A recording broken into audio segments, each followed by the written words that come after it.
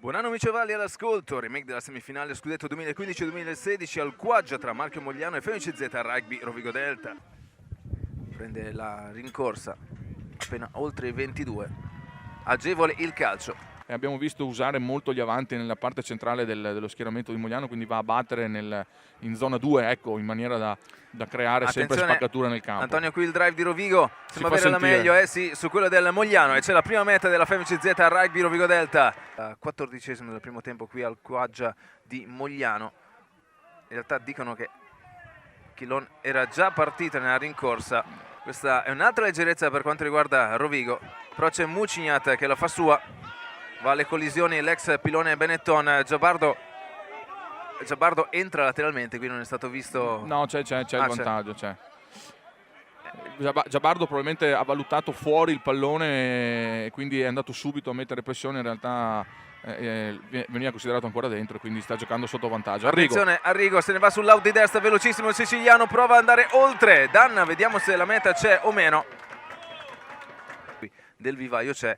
Bisogna anche ammettere che la presenza delle accademie in queste due città, in queste due realtà, Rovigo ebbe la meglio. Parte Bonifazzi, sembra buona. Alberto Chilloni introduce. Ancora Rovigo dominante in spinta. Qui meta tecnica. Meta tecnica Rovigo. Un toccasana per i ragazzi di Egner. 17-6 quando mancano 2 minuti e mezzo al termine del primo tempo. Reggio Emilia, nel frattempo parte Bonifazzi. Pare buono. Sì. Ed è buonissimo. Ancora con gli avanti la squadra di Joe McDonnell e Jason Wright. Apre Chillon, entra Keanu Apperley.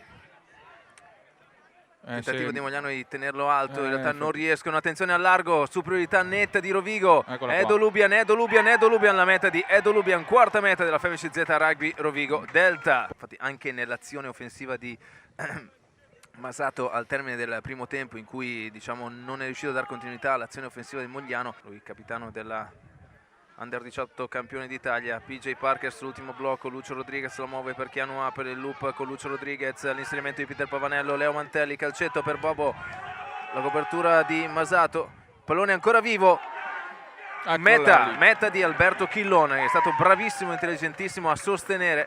Pressione e di motivazione mette ancora più a disagio.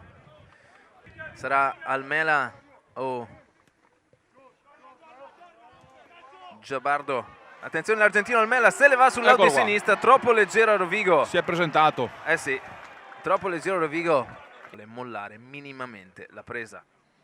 Bonifazzi in palla oggi per quanto riguarda la piazzola. Van Buren sale bene nell'angolo cieco, dà veramente una bella botta a Matteo Ferro. Però forse è partito troppo prima, è questo che... Gli ha data talmente bene che l'ha sentita anche lui, perché mi sembra che sia ancora a terra dolorante. Coi postumi, sì.